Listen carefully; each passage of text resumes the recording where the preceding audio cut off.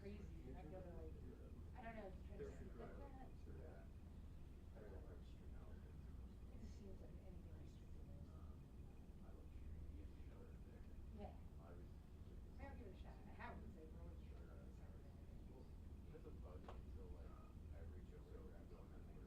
What happened to me? Like Father's Week, yeah, if I have to reach too behind, like grab his back, pack something, or like when you're hold, like to hold the shoulder for a long time, you know. Oh yeah, for a long time, and I take the camera down, and I'm like, oh yeah. Not forever, for like at least like. Just this morning I was throwing, I was using one of those chuckets with my dog. Oh, it's totally fine. Just yeah, just you know, they don't like think it's anything big, you know. So anyway, I'm sorry. You're talking about the chuck it. Yeah, I was using one of those chuckets, and I always do it with my right arm. Well, today I took my left arm. The reason she couldn't find it is because I had. I know you're. I was like, Oh, oh, I it's did so have like a nasty. stroke, like a shoulder at one point, and then I like certainly sure that I am not on the actual Like, copy the same caption as yeah, but I'm like I no. am so sure I thought they I had told me. changed the name, but if I forgot to save even one step of the word flow, like they would have just duplicated the automatic Did something like just a couple I don't minutes know much today. about Maryland, but what I do It know wasn't. is No, I went there's twice cause today after pages physical therapy. that But basically, and sometimes they're bad at what getting I'm gonna rid show of you. Yeah.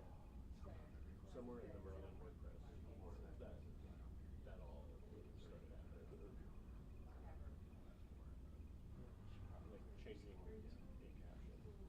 Like changing a caption is like seven circles to hell right now. oh yeah, trying to make It it actually feels today, good before it changes. not making shut it. up and yeah, exactly. It's good. I'll say, and it's extra cherries if you need them, so feel free. And then yep. Later on when we get back to the office, I plan on just Just this though, and then frisbee my photograph, and then if I want to go back. and it's like not standing in the.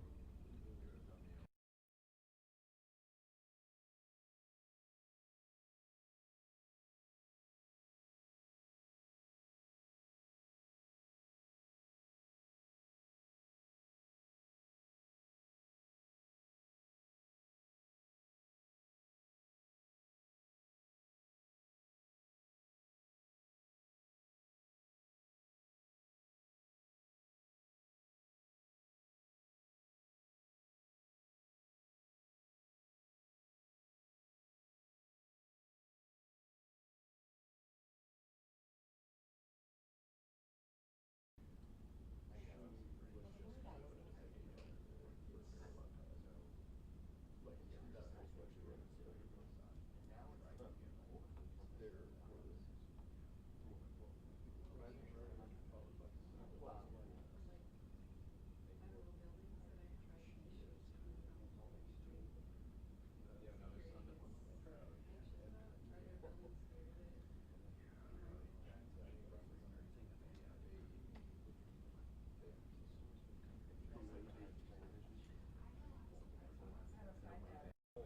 Because my friend has it and she can't. She was And my working on it. shoulders. Yeah, but sometimes if you like I keep hate those working things. it.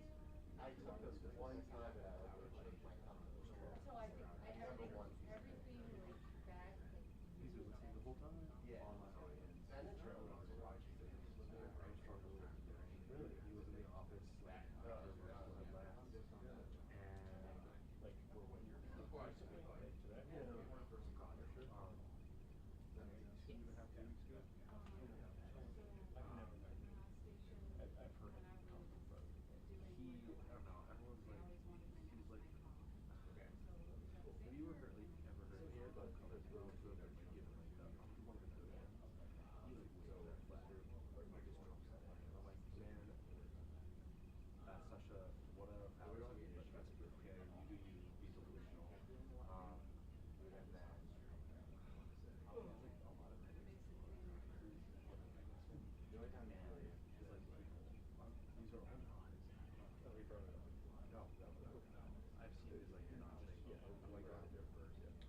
to tell people that while ill-fitting, your navy pinstripe suit with garishly matching attire,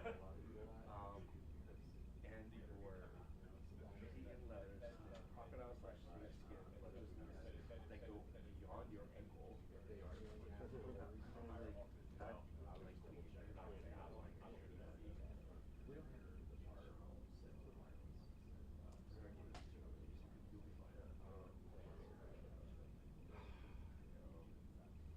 For whatever reason. So, but like when he was like, he's like, are you an intern? I'm like, yeah. And he's just, yeah. He was like, dude. And I'm like, I'm good. I'm like, I'm a photo intern. Thank you. Sorry. No. So I was just like, ooh, you're wandering. Yeah. It's fine. But here's the thing. They want the assessment like the pre-producers. You know, we'll do it if I want to feed it in. Or a lot. No. But it's Very good question. Yes, so like very good question. Still don't. Very good question. no. Well, no, it's not that. It's not that. It's not going to be the dark and you know what I mean? Yeah. And Joe wants to understand. I mean, just do what you need to do. It's the Right. stupid either way, so. Just do it in here. All right, folks. Okay, guys. Good morning. Good morning.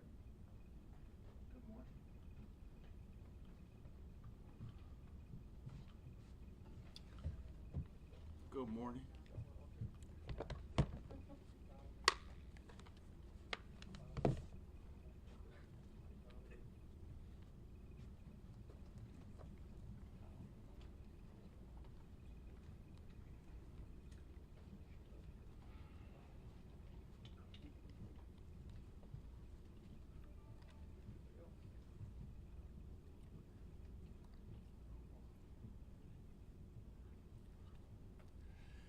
Good morning. How's everybody today? Hello? How's everybody? Good. Good to see you in your suit. Look good. Look good today. First of all, I want to say good morning. I'm here today with Deputy Commissioner Jones, Detective Jill Beauregard, Chief Raina Della Rocco, and members of my Conviction Integrity Unit, including Chief Lauren Liscombe, Deputy Chief Michael Leedy, ASA Carrie Buzzaleri, Investigator Brian Ellis, ASA Mick Pappas, and Paralegal Van Santos, to announce the indictment of Mr. Brandon Grimes. An indictment is not a finding of guilt. An individual charged by indictment is presumed innocent unless and until proven guilty at trial. Mr. Grimes, who is currently incarcerated for first-degree murder, has now been charged with multiple counts of identity fraud, attempted felony theft, and evidence tampering. Mr. Grimes was convicted in 2008 of the fatal shooting of Baltimore Police Detective Troy Lamont Chesley, Sr., at the 4500 block of Fairfax Road on January 9, 2007, and was sentenced to life without the possibility of parole plus 20 years. In February 2018, Mr. Grimes allegedly devised a scheme to fraudulently secure his exoneration and release from prison, as well as defraud the state of Maryland of approximately $1,462,896 for creating and submitting fake ballistic documents to the Circuit Court for Baltimore City. Actually, let me say that number again. $1,462,896,000. These allegations and this indictment are incredibly serious and reflect an attempt by the defendant to make a mockery of the criminal justice system and put the accreditation of our crime lab at risk. Thanks to diligent work of my Conviction Integrity Unit, this alleged criminal deception was caught before a dangerous offender with a lengthy criminal record could be potentially released from incarceration and steal taxpayers' dollars. We also want to thank for the diligent work for our partners, the Baltimore City Police Department, and the work that they have consistently done as being a terrific and phenomenal partner. My Conviction Integrity Unit completed an internal review of Mr. Grimes' writ of actual innocence and suspected this bullet report in July of 2025, forwarded their findings to the Baltimore Police Department Homicide Unit to request an investigation. Our investigations revealed several inconsistencies in Mr. Grimes' bullet report, including the names and signatures on the report of 2 firearm examiners who did not prepare or sign the report. Additionally, the property numbers on the report did not match. The report style was inconsistent with that of an authentic bullet report form. Further investigation revealed that Mr. Grimes began discussing a scheme to file the writ of actual innocence with a woman in 2023, whom he convinced that he was a miscarriage of justice had occurred in his case. Recorded phone calls made by the defendant from prison to his woman and to others included reference of obtaining release from prison, securing funds from the state, and fabricating the documentation. Mr. Grimes has filed numerous post-trial motions since 2009 conviction seeking release, and all have been denied by the court. If found guilty of these charges in this case, Mr. Grimes could face a maximum penalty of 142 years in sentencing. I now would turn it over to Deputy Commissioner Jones. Thank you, sir. So, good morning, everyone. I'm Deputy Commissioner Kevin Jones of the Baltimore Police Department. I oversee the Operations Bureau. Joined with me today are Chief Raina Delarocco from our Forensic Science and Evidence Management Division and Detective Jill Beauregard from our Homicide Cold Case. I want to begin by thanking State's Attorney Bates and his team for having us here today and for pursuing this indictment. To the Chesley family, who was not here with us today, but certainly continually in our prayers. Troy's jokes will always have a special place in my heart. And to our homicide unit and our crime lab and everyone who worked tirelessly on this complex case, thank you. This case strikes at the heart of our department. Detective Troy Chesley was a beloved colleague, friend, son, father, and a public servant who gave his life protecting this city. Troy worked for me as a detective in the Northern District's Operations Unit, and his picture has hung on my office wall ever since him untimely being taken from us. Today I wear a memorial band in honor of him and remembrance of my friend. We remain committed to honoring his legacy by ensuring that the individual responsible for his death continues to be held accountable under the law. The allegations outlined in this indictment are not only egregious, but they represent an attempt to undermine the work of our department, particularly the professionals within our crime lab, whose integrity, expertise, and commitment to accuracy are second to none. Grimes' actions were an effort to deceive the justice system and discredit the dedicated investigators who solved this case 17 years ago. Troy's quick action in shooting his assailant led to the arrest of Grimes. The idea that someone would forge work of a public servant to serve as a false narrative is not only criminal, it's an insult to the dedication of all of those within the criminal justice system. While we continue to investigate any potential fraud committed by any individual, especially by someone who believes they are above the law after killing a public servant. This case demonstrates the strength of our partnership with the State's Attorney's Office and our shared commitment to accountability and justice for all.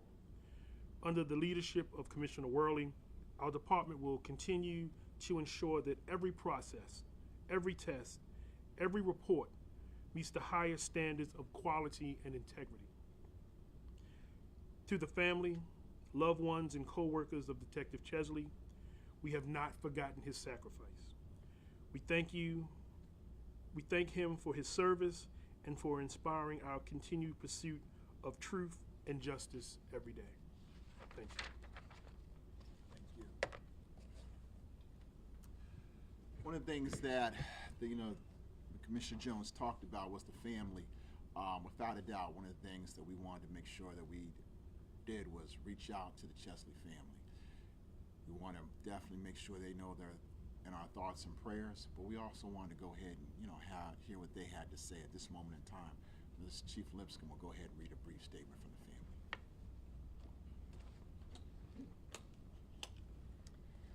Thank you, State's Attorney Bates. Detective Beauregard of the Baltimore Police Department has been in contact with Detective Chesley's family, who has expressed being grateful for the work done here. The family intended to attend the press conference here today. However, it proved to be too difficult. In communicating with Detective Beauregard yesterday evening, Detective Chesley's family noted that preparing a statement at this time is just too difficult, though they do remain thankful for keeping them informed. Thank you. Thank you.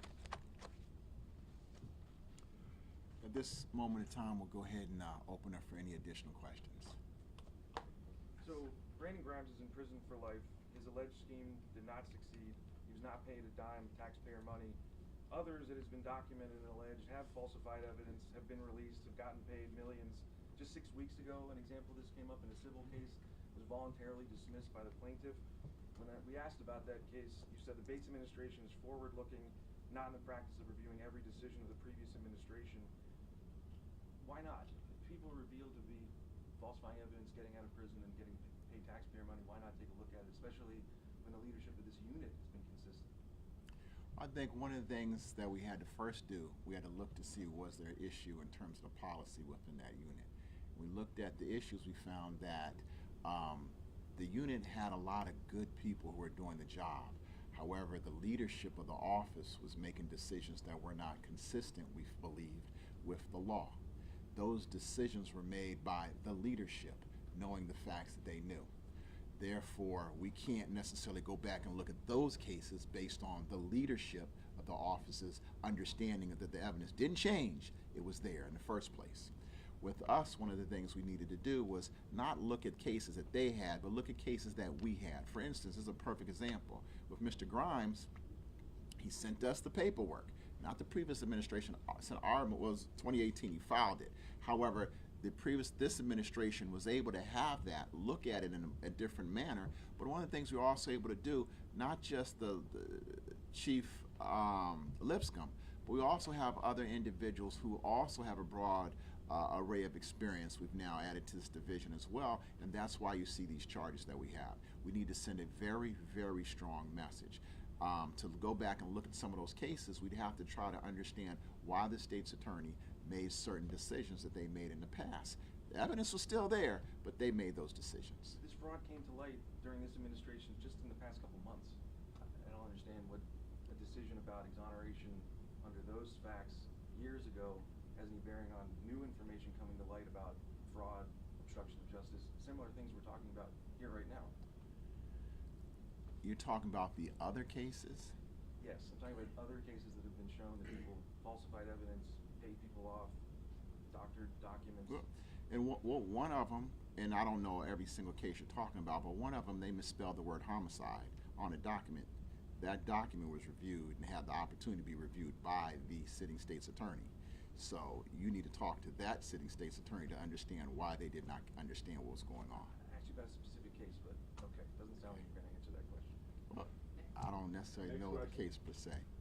Next question. 6 weeks ago. You've mentioned the crime lab's accreditation. Maybe Deputy Commissioner Jones, could you just elaborate a little bit on the accreditation system and how a false report could impact that? So while I would love to talk to that, right, I will bring up Chief Della Rocca and let her speak to that. Yes. Yeah, so the Crime Lab has two parts. We're accredited under 2 international standards. But the long and the short of it is if we don't demonstrate that we're impartial, that we're unbiased, I mean, this report was basically alleging that we were hiding stuff on purpose. We would have to have that inspected by our accrediting body, and our next full inspection is in March. So that would definitely be an issue then, and it could result in a finding.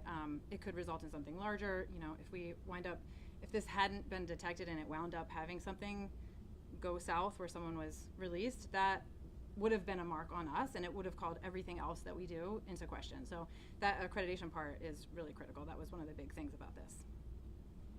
Oh yeah, what about this woman he met on Facebook in Indiana? I mean, is she going to face any charges, or what can you say about this other woman who was helping him, Brandon Grimes?